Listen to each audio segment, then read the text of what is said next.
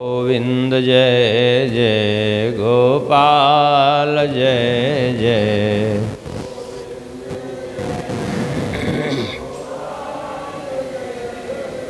श्री राधा रमण हरि गोविंद जय जय।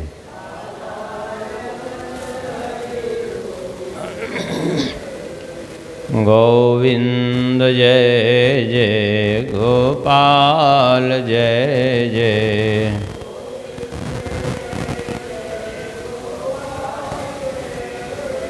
श्री राधा रमण हरि गोविंद जय जय।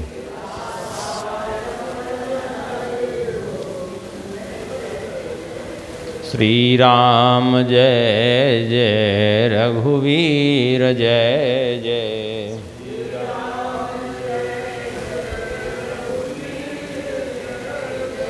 सीतारमण श्री रघुनाथ जय जय।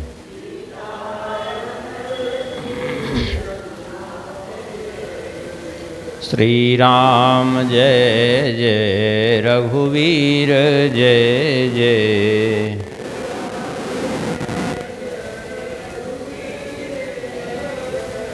सीतारमण श्री रघुनाथ जय जय।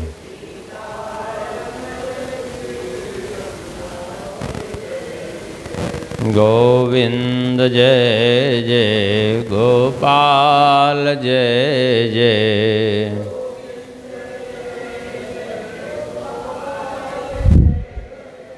श्री राधा रमण हरि गोविंद जय जय।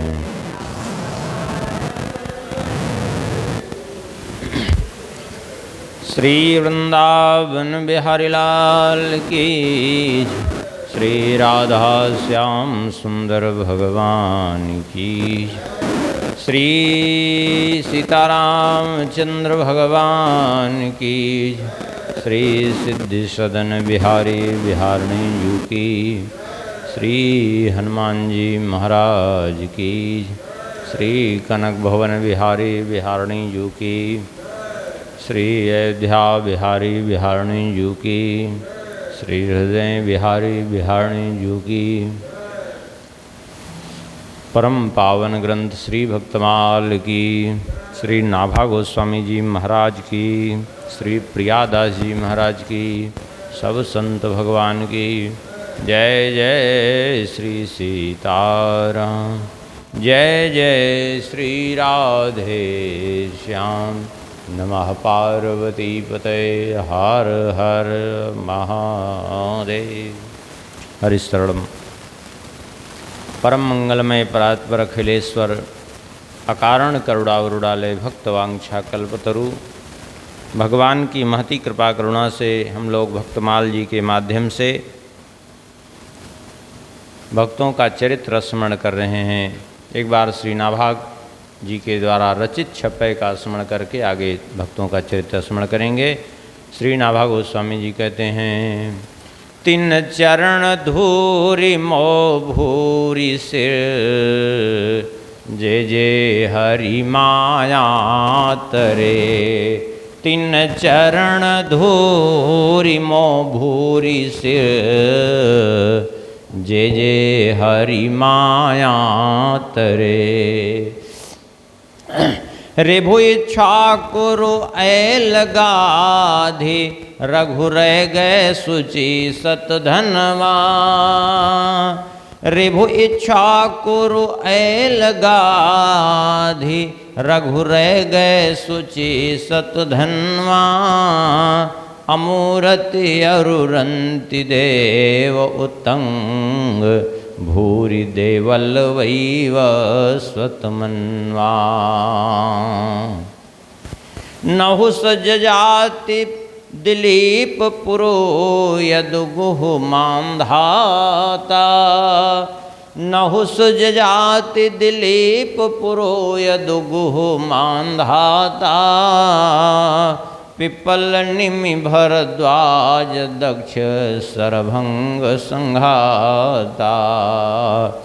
पिपल निमि भरद्वाज दक्ष सरभंग संघाता।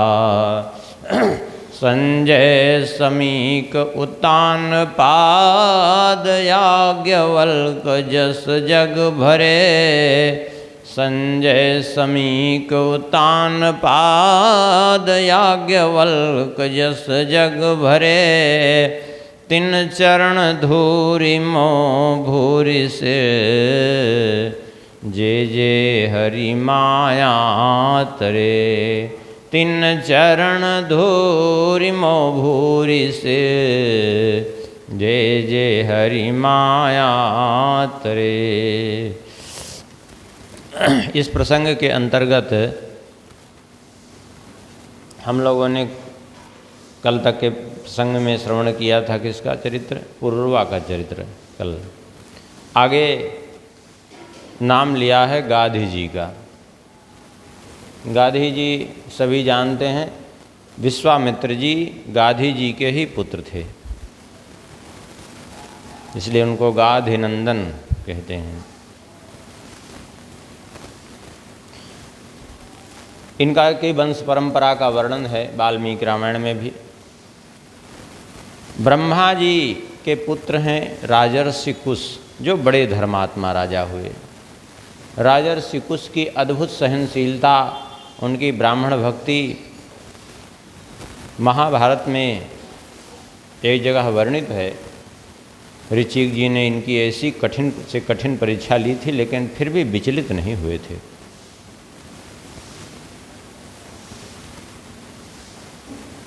ऐसे धर्मात्मा थे राजर्षि कुश। इन्हीं राजर्षि कुश के पुत्र हुए कुशनाभ, और कुशनाभ के पुत्र हुए गाधी। गाधी के पुत्र हैं विश्वामित्र। तो राजा कुशनाभ जो है, इनके कोई पहले संतान नहीं थी, तो इन्होंने संतान की प्राप्ति के निमित्त से जो है यज्ञ करवाया। तो संतान की प्राप्ति से निमित्त से जब यज्ञ करवाया, तो उस यज्ञ में विशेष करके पितरों की प्रसन्नता के हेतु यज्ञ था, क्योंकि पितर ही प्रसन्न होकर के संतान सुख देते हैं, और पितर रूठ जाते हैं तो संतान सुख का अभाव होता है कुल में। तो इनके दादा अर्थात कुशनाभ जी के पिता राजर्षि कुश प्रकट हुए उस यज्ञ में, और प्रकट होकर के उन्होंने इनको वरदान दिया, आशीर्वाद दिया कि हे गाधी, तुम्हारी जो अपार श्रद्धा है, इससे हम तुम्हें आशीर्वाद देते हैं कि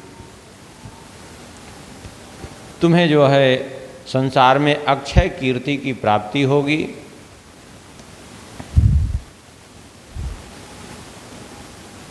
इस प्रकार से जो है, और तुम्हें एक पुत्र की प्राप्ति होगी जो गाधी नाम से विख्यात होगा। इस प्रकार से वरदान दे करके जब वो चले गए, तो समय पर इनको एक संतान की प्राप्ति हुई, पुत्र की प्राप्ति हुई। उन्हीं का नाम रखा गाधी। गाधी जी भी जो है, इन्होंने अपनी राजधानी बनाई कन्नौज, कान्यकुब्ज जिसको कहते हैं कन्नौज, वहाँ इनकी राजधानी थी। संयोगवशात इनके भी बहुत समय तक संतान नहीं हुई। जब बहुत समय संतान नहीं हुई इनकी, तो इन्होंने संतान की इच्छा से वन में निवास करके सोमयाग किया, और उस सोमयाग के प्रभाव से इनको एक पुत्री की प्राप्ति हुई। उस पुत्री का नाम रखा सत्यवती। सत्यवती अपने आप में जो है बड़ी विलक्षण और जो है बड़ी रूपवती कन्या थी। उस समय में पृथ्वी पर ऐसी कोई कन्या नहीं दिखाई पड़ती थी, ऐसी रूपवती।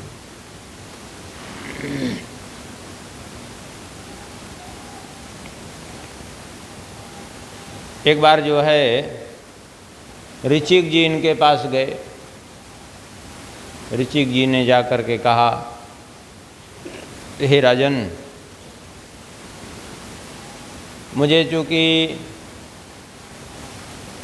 ब्रह्मदेव की भी आज्ञा है, पिता की भी आज्ञा है संतान उत्पत्ति की, तो तुम एक काम करो कि अपनी कन्या जो है मुझसे ब्याह दो।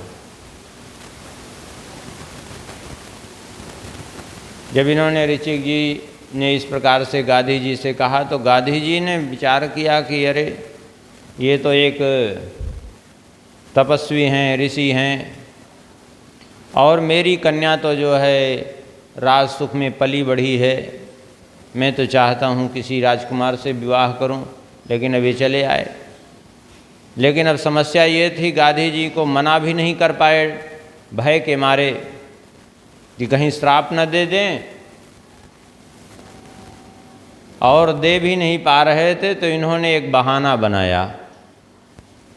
बनाया गाधी जी ने कि हे ऋषिवर, मैं आपको कन्या अपनी दे तो देता, आपके साथ विवाह तो कर देता, लेकिन एक समस्या है हमारे सामने। बोले क्या समस्या है? बोले समस्या ये है कि पहले ही हमने प्रतिज्ञा कर रखी है। अब वो प्रतिज्ञा ये है कि हमने ये प्रतिज्ञा की है कि जो हमें 1000 ऐसे घोड़े ला करके दे दे जिसके सारे शरीर का वर्ण तो चंद्रमा के समान श्वेत हो, एक कान जिसके श्याम वर्ण के हों, अर्थात श्याम कर्ण घोड़ा। अब श्याम कर्ण घोड़े जल्दी मिलते नहीं हैं। श्याम कर्ण घोड़े सवारी में भी काम नहीं आते। श्याम कर्ण घोड़े केवल अश्वमेध यज्ञ के कार्य में आते हैं। इन्होंने ये जानबूझ करके ऐसी बात कही कि न तो श्याम कर्ण घोड़े इनको मिलेंगे, न तो हमें इनको अपनी कन्या देनी पड़ेगी। ऐसा ऋचिक जी से इन्होंने बहाना बनाया कि हमने प्रतिज्ञा की है कि जो 1000 श्याम कर्ण घोड़े ला करके दे दे उसी को अपनी कन्या ब्याहूंगा।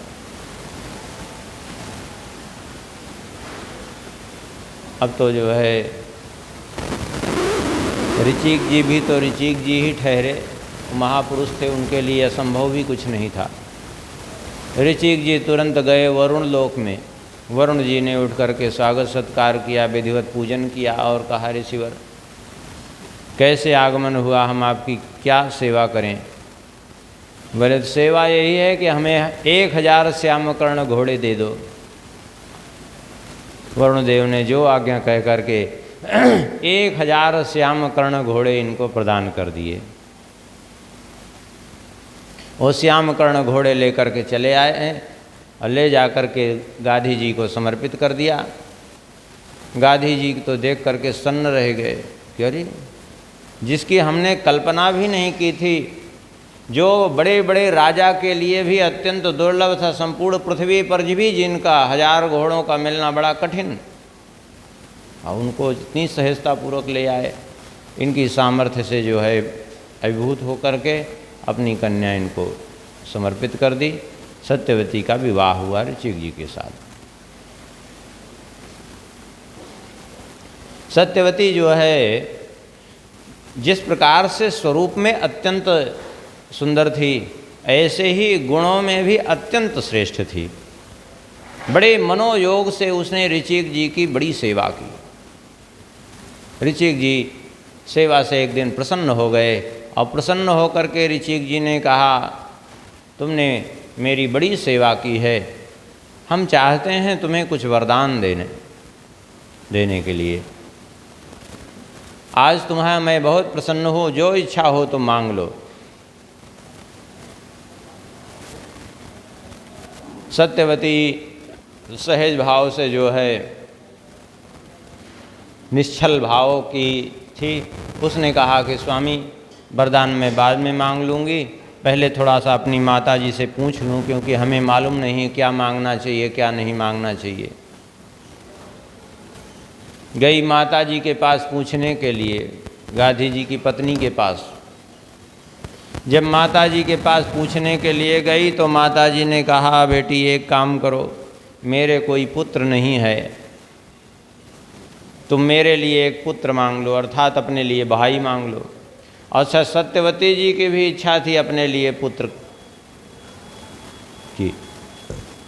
बोले लेकिन हमें भी इच्छा है पुत्र की। बोले तो एक काम करो, दोनों के लिए मांग लो। जाकर के सत्यवती ने कहा कि स्वामी आप देना ही चाहते हैं तो मुझे यही वरदान दीजिए कि मैं और मेरी माता दोनों ही पुत्रवती हों, उत्तम संतान को जन्म दें। ऋचिक जी ने कहा ठीक है तथास्तु।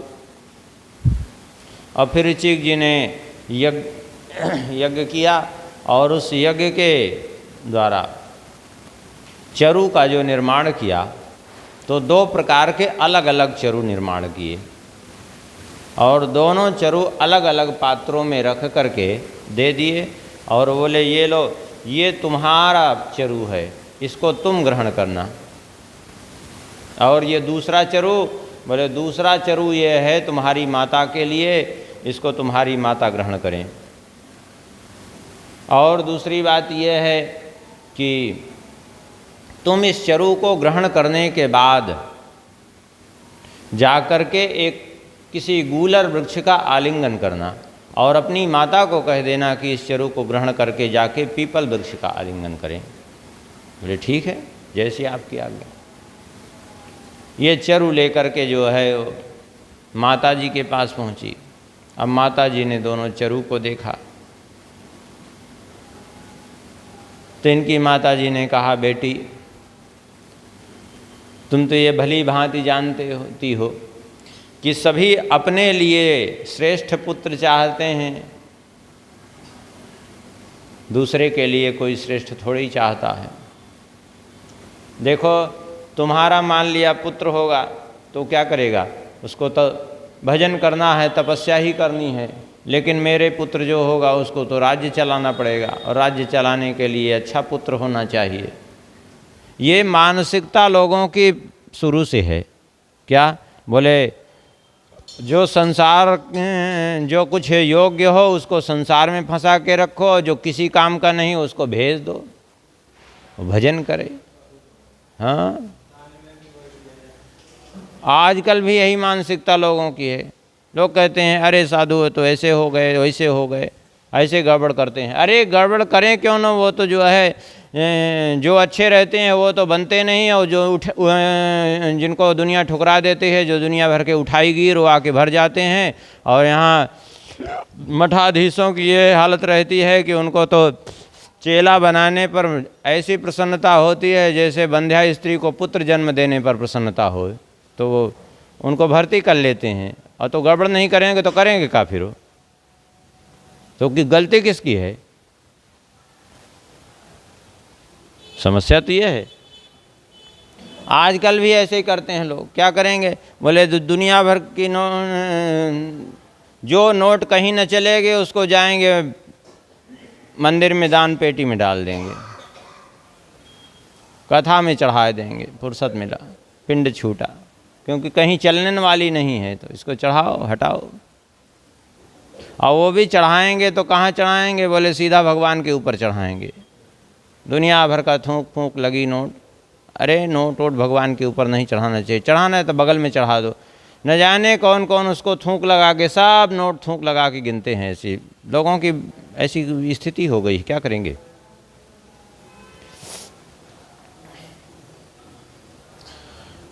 तो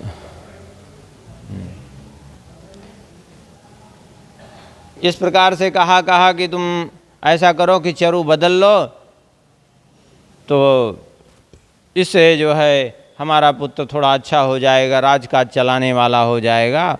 और तुम्हारे पुत्र को तो भजन ही करना है, और करना ही क्या है, तपस्या तो करनी है। बदल लिया चरु। सत्यवती ने अपनी बात, माता की बात मान ली, और मान करके सत्यवती ने अपना चरु माता जी को दे दिया और माता जी का चरु स्वयं ले लिया। और वैसे ही वृक्ष का भी उल्टा ही जो है वो किया। इनको सत्यवती को गूलर वृक्ष का आलिंगन करने को कहा था तो इन्होंने पीपल वृक्ष का किया, और उनको पीपल का कहा था तो इन्होंने गूलर वृक्ष का किया, विपरीत। ऋचिक जी महाराज जब ध्यान से लौट करके आए, उन्होंने सत्यवती को देखा तो नाराज हो गए। अरे ये तुमने क्या किया? बोले हमने क्या किया स्वामी? अरे बोले तुमने क्या किया? तुम झूठ बोल रही हो कि हमने क्या किया? अरे चरु तुमने बदला है। सत्यवती तो सन्न रह गई, आपको पता चल गया चरु बदला है? बोले हाँ। अरे तुम्हारा स्वरूप बता रहा है कि चरु बदला है। क्यों? क्योंकि जो तुमको हमने चरु दिया था वो ब्रह्म तेज से संपन्न चरु था, और जो उनको चरु दिया था वो छात्र तेज से संपन्न चरु था। क्यों? क्योंकि मैंने यही सोच करके दिया था उसको तो भविष्य में राजा होना है, राजकर्म चलाना है, शत्रुओं का विनाश करना है, इसलिए उसके हिसाब से चरु दिया। और तुमको जो हमने चरु दिया था वो ब्रह्म तेज से संपन्न चरु दिया था। अब इसका परिणाम क्या होगा? बोले उनका जो पुत्र होगा वो राज अधिक समय नहीं चलाएगा, छोड़ छाड़ करके वो तपस्या में लग जाएगा, ब्राह्मण वाला कृत्य करना प्रारंभ कर देगा वो, और तपस्या करके ब्राह्मणत्व को प्राप्त करेगा। और तुम्हारा पुत्र भयंकर उग्र कर्म करने वाला, संहार करने वाला हो जाएगा। सत्यवती चौड़ों में पड़ गई, क्षमा कर दीजिए हमारे इसको। बोले देखो क्षमा क्या, हम इसके प्रभाव को तो बदल नहीं सकते, वो दिव्य चरु है। चलो तुम में पश्चाताप हो रहा है, इसलिए हम एक पीढ़ी के लिए इसको थोड़ा सा परिवर्तित कर देते हैं। कोई बात नहीं, तुम्हारा पुत्र जमदग्नि तो ब्रह्म तेज संपन्न होगा, लेकिन पौत्र पर वो असर जाएगा तुम्हारे। हाँ, तो जमदग्नि के पुत्र हुए परशुराम, जो ब्राह्मण होते हुए भी क्षत्रिय कर्म में प्रवृत्त हुए, भयंकर संहार किया। और उधर गाधी के पुत्र हुए विश्वामित्र जी, जो कुछ समय राजा रहे, उसके बाद छोड़ छाड़ के तपस्या किया। विश्वामित्र जी के ब्राह्मणत्व की प्राप्ति में कई कारण हैं, केवल तपस्या ही नहीं, तपस्या भी ऐसी है तपस्या की जो अपने आप में बेजोड़ है। लेकिन उसके पहले भी कई कारण हैं। ऋचिक जी का राजर्षि कुश की परीक्षा लेना और फिर उनको वरदान देना, महाभारत में कथा है कि राजर्षि कुश की परीक्षा लेने के लिए गए ऋचिक जी। जब इन्होंने सुना था कि इनके कुल में आगे चल करके एक व्यक्ति ऐसा जन्म लेगा जो ब्राह्मणत्व को प्राप्त करेगा, तो इसलिए परीक्षा लेने के लिए गए कि आखिर वो बात है भी कि नहीं इनके कुल में। गए और महापुरुष तो महापुरुष ही हैं ऋचिक जी। गए, वो जो है कहे विश्राम करना चाहता हूँ, विश्राम करने लगे। अब जो विश्राम करने लगे तो चरण दबाने लगे दोनों पति पत्नी। एक करवट से 48 दिन तक सोते रहे और चरण दबाते रहे, मना भी नहीं किए कि चरण मत दबाओ। फिर करवट बदले तो फिर 48 दिन बिताए, और वो बिना खाए पिए वैसे ही चरण दबा रहे हैं दोनों पति पत्नी। और उसके बाद उठे भी तो कुछ बोले नहीं, जा कर के महल में आग लगा दी।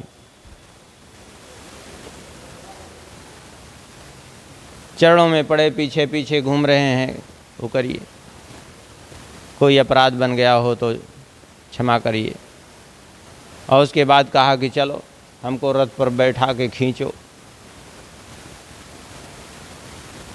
इतना सब करने के बाद भी जो है, जब इनके मन में तनिक भी क्षोभ नहीं हुआ, तनिक भी अश्रद्धा नहीं हुई, तब ऋचिक जी ने कहा ठीक है, आगे तुम्हारे कुल में एक ऐसा महान व्यक्ति होगा जो तपस्या करके ब्राह्मणत्व को प्राप्त करेगा। तो एक तो ऋचिक जी का वरदान, दूसरे ये दिव्य चरु जो ब्रह्म तेज से संपन्न चरु, जिससे के कारण विश्वामित्र जी का प्रादुर्भाव हुआ, गूलर वृक्ष का आलिंगन, और फिर तपस्या, इतनी चीज मिल करके तो ब्राह्मणत्व की प्राप्ति उनको हुई। अब आजकल तो कोई भी किसी को जो मन में आता है बनाए दे रहा है, ले आओ हम तुमको बना देते हैं, ब्राह्मण बना देते हैं, क्षत्रिय बना देते हैं, विधर्मी को हिंदू बना दीजिए। ये क्या तरीका है? कोई किसी को कैसे बना सकता है? चातुर्वर्णम मया सृष्टम गुण कर्म विभाग सा। लेकिन बुद्धि ऐसी भ्रष्ट हो गई है। और तो और ये जितने बड़े बड़े जो है धर्माचार्य बने घूम रहे हैं, धर्माचार्य नहीं, ये अधर्माचार्य हैं, जो ये कहते फिर रहे हैं कि जो है आओ तुम हिंदू बन जाओ, ये कर जाओ। कैसे बना दोगे तुम भाई? ये इसलिए इस तरह से बोलते जा रहे हैं, बुद्धि इनकी भ्रष्ट हो गई है, क्योंकि वास्तविकता तो ये है कि ये सेठों का धन खा खा करके, उनके अधर्म की कमाई खा खा करके इनकी बुद्धि भ्रष्ट हो गई है। अरे विश्वामित्र जी को क्षत्रिय से ब्राह्मण बनने के लिए कितने पापड़ बेलने पड़े, और वो भी उस युग में। और कलयुग में तो ननापितो ब्राह्मणता याति सूत्रादि धारणात्, कलौ ब्राह्मणता वीर्यात् तपश्चर्यादि नाम नहीं। कलयुग में केवल जो है जिस कुल में उसका जन्म हुआ है वही कुल उसका रहेगा, किसी का कुल परिवर्तित नहीं हो सकता है तपस्या आदि के द्वारा भी, क्योंकि कलयुग में इतनी तपस्या कोई कर ही नहीं सकता।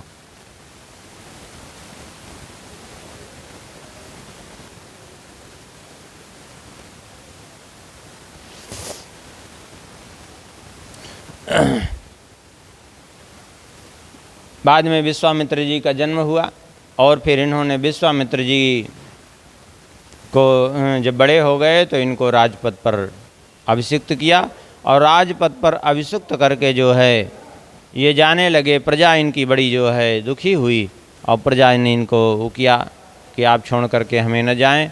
तो गांधी जी ने समझाया, बोले देखो हम तुमको एक ऐसा सुयोग्य शासक दे करके जा रहे हैं, अपना पुत्र विश्वामित्र, तुम्हें चिंता करने की आवश्यकता नहीं है। और फिर विश्वामित्र जी को राज सिंहासन पर अभिषिक्त करके चले गए वन में, और वहाँ इन्होंने जो है प्राणायाम करके अपने योग मार्ग में स्थित होकर के अपने देह का परित्याग करके भगवान के परम धाम को चले गए गांधी जी। इसके बाद नाम लिया है श्री रघु जी का। रघु जी की कीर्ति विश्वविख्यात है। रघुकुल रीति सदा चली आई, प्राण जाए पर बचन न जाई। इक्ष्वाकु जी के वंश में ही आगे चल करके श्री रघु जी का प्रादुर्भाव हुआ। खड्वांगाद दीर्घ बाहुश्च रघुस्तस्मात् पृथुस्रवा। खड्वांग के पुत्र दीर्घबाहु, दीर्घबाहु के पुत्र हुए रघु।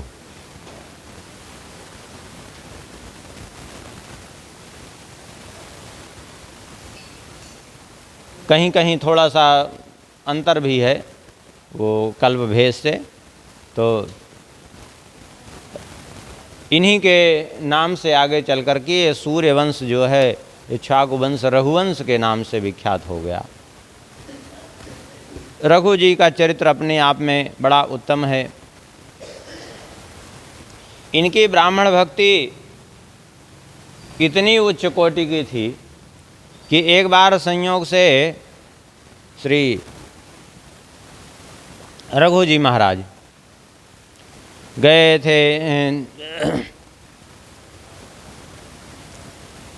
कहीं पर बाहर विचरण करने के लिए, और इसी समय एक ब्राह्मण आए इनके भवन में। वो ब्राह्मण आए तो ब्राह्मण को आया हुआ जान करके ब्राह्मणों के लिए कोई रोक टोक थी नहीं, अंतःपुर में चले गए। रानियों ने, इनकी पत्नियों ने देखा तो बड़ा स्वागत सत्कार किया, विधिवत पूजन किया, भोजन आदि कराया। तो ब्राह्मण ने कहा कि एक बात बताइए, रघु जी ने ऐसा कौन सा पुण्य कर्म किया था कि जिससे आप सब जैसी सुंदर पत्नियां उनको प्राप्त हुई, इतना ऐश्वर्य प्राप्त हुआ। सुन करके जो है उनकी पत्नियों ने कहा कि इन्होंने पूर्व जन्म में भगवान शंकर जी की बड़ी आराधना की थी, क्योंकि शंकर जी प्रसन्न होते हैं तो ऐश्वर्य दे देते हैं, संपत्ति दे देते हैं, सब कुछ प्रदान करते हैं। तो पूर्व जन्म में शंकर जी की आराधना की थी, और इतना ही नहीं, अपना शीश भी काट करके भगवान शिव जी को चढ़ा दिया था। इसलिए जो है ये सब इनको प्राप्त हुआ है इस जन्म में। अब वो ब्राह्मण भी बेचारे उठ खड़े हुए, अब बोले अब हम जा रहे हैं इसी समय काशी चल दिए। रास्ते में मिल गए रघु जी। रघु जी रथ से चले आ रहे थे, उतर करके साष्टांग ब्राह्मण को वंदन किया। बोले आप महल की ओर से आ रहे हैं? बोले हाँ। बोले महल की ओर से आ रहे हैं तो आपने कुछ भोजन प्रसाद कुछ ग्रहण किया कि नहीं, आपके सेवा सत्कार में कोई त्रुटि तो नहीं हो गई। चलिए, जब तक हम अपने से आपका स्वागत सत्कार नहीं करेंगे तब तक हमें संतोष नहीं होगा, आप फिर से चलिए। अरे बोले स्वागत सत्कार तो सब हो गया। अरे बोले नहीं, हम में तो सेवा का अवसर नहीं मिला। और ब्राह्मण ने सारी बात बताई। बोले मैं जा रहा हूँ काशी, जैसे पिछले जन्म में आपने आराधना की भगवान शंकर जी को की, अब जाके मैं भी ऐसे आराधना करूँगा और अपना शीश काट करके मैं भी चढ़ा दूंगा, तो अगले जन्म में आपके जैसा राजा और आपके जैसे ऐश्वर्य पत्नी सब प्राप्त कर लूँगा। रघु जी ने कहा इसके लिए इतना परिश्रम करने की ज़रूरत ही नहीं, हम ऐसे ही समर्पित करते हैं। चलिए, अपना राज्य कोष पत्नी सब हम आपको ऐसे ही समर्पित करते हैं। लेके चले आए। बोले ये लो, आज से हमारा राज्य पत्नी कोष सब तुम्हारा। और बोलो। उसने कहा कि जो है ब्राह्मण ने कि हम इसका रक्षण कैसे करेंगे। अरे बोले ये कोष है ना, राजकोष, ये तुम्हारे अधीन है, ये सब खर्च वहन करने के लिए है, आप चिंता मत करो। और कोई समस्या होगी तो बताइएगा, सेवा हम कर देंगे आकर के। माने कोई शत्रु आपके ऊपर आँख नहीं दिखा सकता। अब वो तो चले गए। अब वो ब्राह्मण देव बड़े संशय में पड़े, ये बड़ी विचित्र बात है। अरे राजकोष तो दिया, पत्नियों जो है दे के चले गए। अब किसी की पत्नी को कैसे अपनाया जा सकता है। हम तो चले थे अपनी पत्नी पाने के लिए, यहाँ तो दूसरे की पत्नी। इधर रघु जी गए, एक पेड़ के नीचे बैठे। भगवान की लीला बड़ी बड़ी विचित्र होती है कभी कभी। अब इनके पत्नियों की धर्म रक्षा भी तो करनी है, उनका भी तो संरक्षण करना है। धर्मो रक्षित रक्षिता। वो पेड़ पे बैठे तो दो पक्षी ऊपर से बात कर रहे थे। वहीं पेड़ पे बैठे बैठे जैसे ये पेड़ के नीचे पहुँचे, एक फल गिराया इनके सामने। बोले ये लो फल, इस फल को राजन आप खा लो, इससे बिल्कुल नवयुवक बने रहोगे, आप कोई रोग दोष नहीं होगा, सारे रोग दूर हो जाएंगे। ऐसा फल है, दिव्य फल है ये। राजा रघु जी ने फल उठाया और फल उठा करके कहा ये फल हमारे लायक नहीं, तो ब्राह्मण के लायक है। वो बेचारे वृद्ध ब्राह्मण हैं, वो क्या करेंगे, उनको दे देते हैं, कम से कम वो खा करके जवान हो जाएंगे और बढ़िया राज्य तो करेंगे। गए, उस वृद्ध ब्राह्मण को वो फल दिया। यद्यपि ये कथा जो है, जो ये सुना रहे हैं, ये किसी ग्रंथ में तो नहीं मिली अभी तक, लेकिन इस कथा को लिखा है राम रसिकावली ग्रंथ में, श्री राम रसिकावली में श्री रघुराज सिंह जी ने। यद्यपि अभी पौराणिक ग्रंथों में हमें नहीं मिली है, अगर कहीं हो तो हो, लेकिन श्री राम रसिकावली में ये चरित्र उन्होंने वर्णन किया है, रीवा नरेश रघुराज सिंह जी ने। गए, फल दिया। अब वो ब्राह्मण के मन में आया कि कहीं ऐसा तो नहीं कि इसमें विष मिला करके हमको दे दिए, जो है कि हम खा कर मर जाएं तो फिर से राज्य पत्नी हमारे हो जाएं। रघु जी के जाने के बाद फल फेंक दिया। अब फल फेंक दिया तो उधर से एक बेचारा रोगी बूढ़ा चला आ रहा था, भूखों मर रहा था। उसने दौड़ करके, वो भूख से तड़प रहा था, उसने फल खा लिया। फल खाते ही एकदम हृष्ट पुष्ट जवान हो गया वो। अब वो ब्राह्मण ऊपर से देख रहे थे अपने महल से, अरे ये तो तुरंत इसके फल से परिवर्तन हो गया। भाग करके गए रघु जी के पास। अरे बोले वो फल तो हमने खाया नहीं, उसको फेंक दिया, हमारे मन में संशय हुआ, तो अब दूसरा फल दीजिए। रघु जी ने कहा दूसरा फल हम कहाँ से दें? अरे वो पक्षी दे करके उड़ गए, पक्षी हम कहाँ से लाएं? हमारे पास दूसरा फल तो ऐसा है ही नहीं है, हमें तो पक्षियों से मिला था। लेकिन वो ब्राह्मण भी हट करके बैठ गए, बोले कुछ नहीं, हम तो अब फल लेंगे, वही फल लेंगे।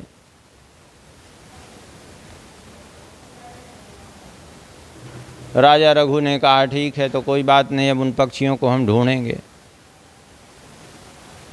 पक्षियों को ढूंढा, मिल गए पक्षी। बोले वो फल एक ठो हमको और दे दो, वो उनको देना है ब्राह्मण देव को। अब उनको, और अब राज की चिंता खत्म ब्राह्मण देव को, और पत्नी की वो सब खत्म। अब वो पड़ गए फल के पीछे। यही है धर्म की जो रक्षा करता है, धर्म उसकी रक्षा करता है। अब वो कहाँ तो पत्नियों के ही रूप सौंदर्य को देख कर वो मोहित हुए थे, लेकिन फिर भी जो है अब उधर से उनका कोई ध्यान नहीं, कोई मतलब नहीं है। और राज्य से भी पूरी तरह निष्प्रिय। अब वो एक फल के पीछे भटक रहे हैं। हो पंडित जी, ले अब हमको फल चाहिए, वो हम जवान हो जाएं, निरोगी हो जाएं, वृद्धावस्था हमारी दूर हो जाए। पक्षी मिले, उनसे कहा तो पक्षियों ने कहा कि हमारे पास भी वो फल एक ही था, हम वो फल जो है हमें इंद्र की सभा में मिला था, अब हम जा कर के इंद्र से प्रार्थना करते हैं। राजा रघु ने कहा कि चिंता मत करो, हम स्वयं जा रहे हैं इंद्र के पास। इंद्र के पास गए, हमें वो फल दे दो, सारी बात बताई। इंद्र ने कहा देखो हम भी जो है वो फल हमारे पास भी नहीं है, हमें तो वो फल ब्रह्मा जी ने दिया था, तो ब्रह्मा जी ने दिया तो हमने उन पक्षियों के द्वारा आप तक पहुंचा दिया था। गए ब्रह्मा जी के पास, ब्रह्मा जी से कहा, ब्रह्मा जी ने कहा वो फल तो हमें भगवान ने दिया, भगवान नारायण से हम लिए थे, हमको हमारे पास भी वो फल नहीं है। गए भगवान के पास, भगवान ने कहा देखो ऐसा है कि वो फल कहीं से का किसी वृक्ष का फल नहीं है, वो तुम्हारे पुण्य का फल था, वो तुम्हारे धर्म का फल था। और ऐसे फलों के बगीचे यहाँ तैयार हैं तुम्हारे, इतने ही पुण्य इकट्ठे हैं। तो तुम एक काम करो, अब छोड़ो संसार और पत्नियों सहित आकर के यहाँ निवास करो हमारे धाम में। बोले लेकिन हम तो ब्राह्मण के लिए ही फल लेने आए हैं, तो अब उन्हीं के लिए लेंगे, हम अपने लिए नहीं चाहिए। तो भगवान ने कहा भाई एक काम करो कि जो है ये फल हम ऐसे तो नहीं दे सकते, तुमको यहीं आके रहना पड़ेगा। बोले तो ठीक है, नहीं दे सकते तो फिर ब्राह्मण को ही अपने धाम में बुला लीजिए। भगवान ने कहा ठीक है, जाओ भेजो। भगवान ने अपने पार्षद भेज दिए, वो ब्राह्मण देव का शरीर छूट गया, उनकी अवस्था भी हो गई थी, वृद्ध हो गए थे, वो भगवान के परम धाम को चले गए। ऐसा जो है श्री राम रसिकावली ग्रंथ में उन्होंने वर्णन किया है श्री राजा रघुराज सिंह जी ने। कुछ कथाएं इनकी पौराणिक कथाएं जो हैं वो उसको सुना देते हैं। जो पौराणिक कथा है इनकी प्रसिद्ध है। एक बार इन्होंने विश्वजित नाम का यज्ञ किया और उस विश्वजित यज्ञ में अपना संपूर्ण सर्वस्व अपना दान कर दिया ब्राह्मणों को, कुछ बचा ही नहीं। जब कुछ बचा ही नहीं तो गए एक पेड़ के नीचे बैठ कर के अपने अकेले निर्वाह करते, साथ में मंत्री जी भी चले गए। स्नेह है बस, वो भी सारा कुछ ब्राह्मणों को दान दे दिया था। इसी बीच महर्षि वर्तंतु के एक शिष्य थे जिनका नाम था कौत्स नाम के ब्रह्मचारी। और कौत्स नाम के ब्रह्मचारी उनके यहाँ शिक्षा ग्रहण किए काफ़ी समय तक, और उसके बाद जब शिक्षा पूर्ण हुई, समावर्तन संस्कार हुआ, उन्होंने कहा गुरुदेव अब हमसे कुछ दक्षिणा ले लीजिए आप। वर्तंतु जी ने बार बार कहा कि जो है भाई दक्षिणा हम जो तुमने इतने दिन सेवा की वही दक्षिणा है, लेकिन कहा नहीं गुरुदेव कुछ तो आप ले लीजिए जिससे कि हमारी विद्या सफल हो, क्योंकि बिना दक्षिणा दिए जो है विद्या सफल नहीं होती। क्योंकि स्वाध्याय भी एक यज्ञ है, स्वाध्याय ज्ञान यज्ञाश्च, और यज्ञ की पत्नी है दक्षिणा। कोई भी यज्ञ हो बिना दक्षिणा के सफल नहीं होता, क्योंकि यज्ञ की पत्नी है दक्षिणा। और दक्षिणा का मतलब रुपया पैसा नहीं होता, दक्षिणा का मतलब गुरुदेव चाहते क्या हैं वही दक्षिणा होती है, जो वो आज्ञा करें। अब आजकल रुपया पैसा इसलिए चल गया कि अब लोक में रुपया पैसा लोग चाहते हैं, तो रुपया पैसा ही दक्षिणा के रूप में चल रहा है, वो बात अलग है। बार बार जब कहा तो ये कहावत है ना, अति संघर्षण जो कर कोई अनल प्रकट चंदन ते होई। बार बार इनके जो है आग्रह पर वर्तंतु जी कुपित हो गए, और कुपित होकर के वर्तंतु जी ने कहा ठीक है तुम्हें बड़ी जो है इच्छा है देने की ना, तो ठीक है जाओ। तुमने 14 विद्याएं हमसे ग्रहण की हैं, इसलिए 14 विद्याओं के बदले में 14 करोड़ सुवर्ण मुद्राएं ला करके हमें दे दो। बोले जो आज्ञा, कह करके चल दिए। विचार करने लगे, इतनी थोड़ी बहुत तो है नहीं, 14 करोड़ सुवर्ण मुद्राएं बहुत होती हैं, अब इतना किसके पास मिलेंगी। तो मन में आया एक ही हैं जो इतने उदार हैं, जो दे सकते हैं हमें, राजा रघु। राजा रघु के पास गए, पहुँचे राजमहल, तो वहाँ पता चला कि सब कुछ तो दान हो गया है, यहाँ नहीं रहते, वो पेड़ के नीचे हैं। वहाँ जाके देखा तो पेड़ के नीचे बैठे थे, और दशा ये कि उनके पास एक पात्र भी नहीं था, केवल मिट्टी के पात्र में ही भोजन बना करके जो कुछ भी मिल जाता और ग्रहण कर लेते मिट्टी के पात्र में ही। बोले हम तो आए थे यहाँ कुछ लेने के लिए, यहाँ तो कुछ है ही नहीं है, क्या देंगे। देख करके ये सब जाने लगे, तो चरणों में प्रणाम करके राजा रघु जी ने कहा, हे ब्रह्मचारी जी, आप आए थे, हमें ऐसा प्रतीत हो रहा है कि आप किसी हेतु से आए थे यहाँ, आज्ञा करिए। बोले नहीं ऐसे ही। अरे बोले नहीं, ऐसे तो नहीं आए थे आप सत्य बताइए, निश्चिंत होकर के बताइए। कौत्स नाम के ब्रह्मचारी ने कहा कि बताएं क्या, जिस लिए हम आए थे वो तो यहाँ पूर्ण होना संभव नहीं है। क्यों? बोले क्योंकि आपके पास स्वयं ही नहीं, तो कहाँ से देंगे। सारी बात बताई, 14 करोड़ सुवर्ण मुद्राओं की बात कही कि इतना हमको देना है गुरुदेव को, इसलिए मैं आया था, अब वो इच्छा पूर्ण नहीं होगी हमारी।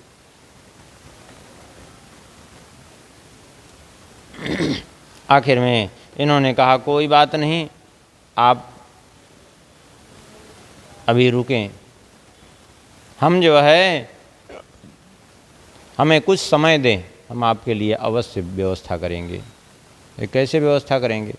बोले देखो हम क्षत्रिय हैं, हमने अपना सब कुछ दान कर दिया है, लेकिन हमारा धनुष तो हमारे पास है ना, हमारी रण कौशल तो हमारे पास है कि नहीं है, उसको तो कोई नहीं, किसी को नहीं दिए हैं। हम तुम्हें जो है धन ला करके अवश्य देंगे, जीत करके देंगे दूसरे से।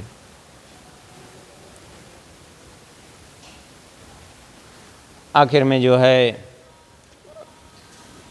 विचार किया, मंत्रणा की मंत्री जी से कि अब क्या किया जाए, किससे इतना धन मिल सकता है। बोले अभी 14 करोड़ सुवर्ण मुद्राएं किससे मिल सकती हैं, एक ही हैं, कुबेर, उन्हीं के ऊपर आक्रमण कर दिया जाए, देवताओं के खजांची हैं वो, धनाध्यक्ष हैं, इतनी स्वर्ण मुद्राएं उन्हीं से ला करके जीत करके इनको देनी चाहिए। कुबेर जी के यहाँ आक्रमण करने का इन्होंने निश्चय किया। अब देवता जो होते हैं ये किसी के मन की भी बात को जान लेते हैं, उनके प्रति कोई क्या व्यवहार रख रहा है, क्या करना चाहता है, ये सारी बात देवताओं को पता चल जाती है। अब कुबेर भी तो आखिर देव श्रेणी में ही तो हैं। कुबेर जी को पता चल गया कि तो राजा रघु आक्रमण करना चाहते हैं हमारे ऊपर, 14 करोड़ सुवर्ण मुद्राएं चाहिए, प्रातः काल आक्रमण करेंगे, तो इसलिए जो है क्या किया, बोले चलो रात्रि में ही स्वर्ण वृष्टि करो, स्वर्ण मुद्राओं की वृष्टि कर दिया, लाकर स्वर्ण मुद्राएं बरसाई अयोध्या जी में। अचानक तमाम खन खन खन खन की आवाज़ होने लगी। बोले देखा तो स्वर्ण मुद्राएं बरस रही हैं। इन्होंने कहा कि आप सारी स्वर्ण मुद्राएं ले जाइए, अब अपने गुरुदेव को भेंट कर दीजिए। कौत्स नाम के ब्रह्मचारी ने कहा नहीं, 14 करोड़ स्वर्ण मुद्राएं हमें चाहिए, इसके अलावा एक भी हमें नहीं चाहिए अपने लिए, 14 करोड़ मात्र चाहिए। 14 करोड़ स्वर्ण मुद्राएं ले ली और चले गए। तो बाकी जो मुद्राएं बची कुछ तो बुला करके ब्राह्मणों को बांटा, फिर भी बहुत बच गई, तो एक कुंड खुदवा करके उसी में रखवा दिया सब। उसी के नाम से हो गया स्वर्ण खनि कुंड, जिसको सोनखर कहते हैं वर्तमान में, स्वर्ण खनि कुंड। उसी समय ये कुंड तैयार हुआ और उसी कुंड में जो है पूरा स्वर्ण मुद्राएं इन्होंने राजा रघु जी ने रखवा दी थी। ये स्वर्ण खनिक कुंड की चर्चा रुद्रयामल ग्रंथ और स्कंद पुराण में अयोध्या जी के महात्म्य में भी आई है। और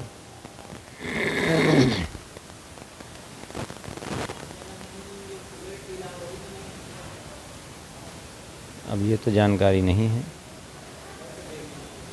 हाँ, कुबेर टीला है तो, लेकिन उसके बारे में जानकारी नहीं है।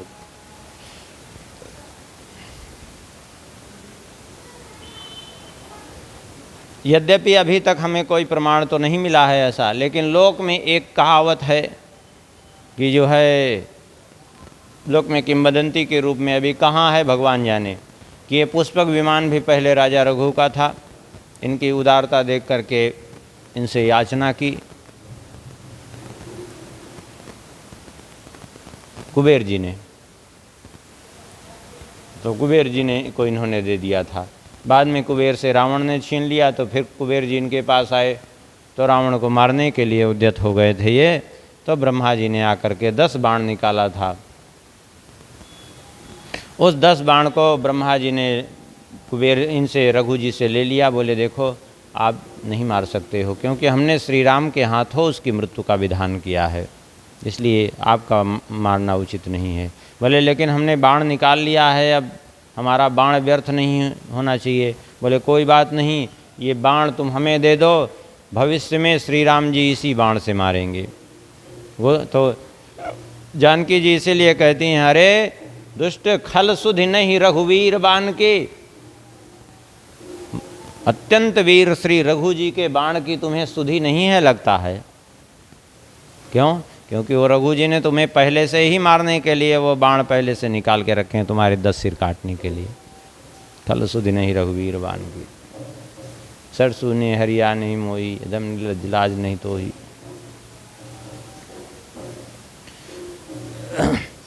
एक बार एक लोक में और भी कथा प्रचलित है।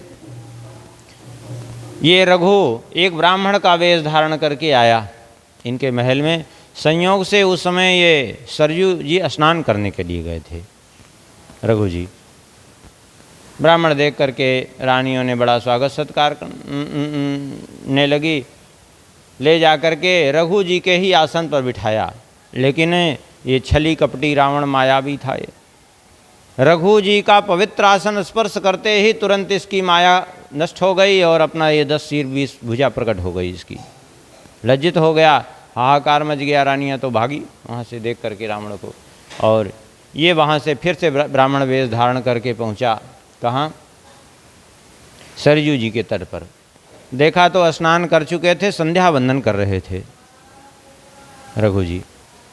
अचानक संध्या वंदन करते करते जो है रघु जी ने वहीं जल में खड़े खड़े ही हाथ में कुश और जल लेकर के अभिमंत्रित करके दक्षिण दिशा की ओर फेंक दिया। रावण की तो खोपड़ी खराब, ये कौन सी बुद्धि है, ये कौन सी क्रिया है, आज तक हम नहीं इसको पढ़े। आखिर में पूरी संध्या जब इनकी संपन्न हो गई तो रावण ने बाद में पूछा, कहा हम भी एक ब्राह्मण हैं, हम भी वेदों के ज्ञाता हैं, लेकिन ऐसी क्रिया हमें कहीं नहीं मिली कि संध्या वंदन करते समय बीच में जो है जब करते करते उठा के कुश और जल अभिमंत्रित करके ये दक्षिण दिशा में फेंकने का, ऐसा तो कोई विधान नहीं है। फिर ये आप कहाँ से ले आए विधान? ये रघु जी ने कहा ये कोई विधान तो नहीं है, संध्या वंदन में कोई विधान नहीं है, लेकिन हम अपना संध्या वंदन भजन करते हुए भी अपने राज्य कार्य से कभी विमुख नहीं होते। बोले क्या मतलब है? बोले मतलब ये है कि दंडकारण्य में एक गाय जो है चर रही है और उस गाय का भक्षण करने के लिए दौड़ करके सिंह उसके पास आया, तो मैंने ये कुश और जल अभिमंत्रित करके फेंका उसको मारने के लिए, और वो सिंह मर गया, गाय चर रही है अभी भी। अब तो रावण पुष्पक विमान पर चढ़ा, सीधा गया, देखा तो सत्य घटना, गाय वहाँ चर रही है और सिंह मरा पड़ा है, और इन्हीं के वही कुश रूपी बाण से ही आहत होकर के और जल रूपी बाण से आहत होकर के पड़ा है, वो मरा। घबरा गया, घबरा करके भाग गया चुपचाप, वहाँ से लौट के आया ही नहीं लड़ने के लिए। ऐसी एक कथा खूब प्रसिद्ध है इनकी। और भी इनकी बहुत सी कथाएं प्रसिद्ध हैं।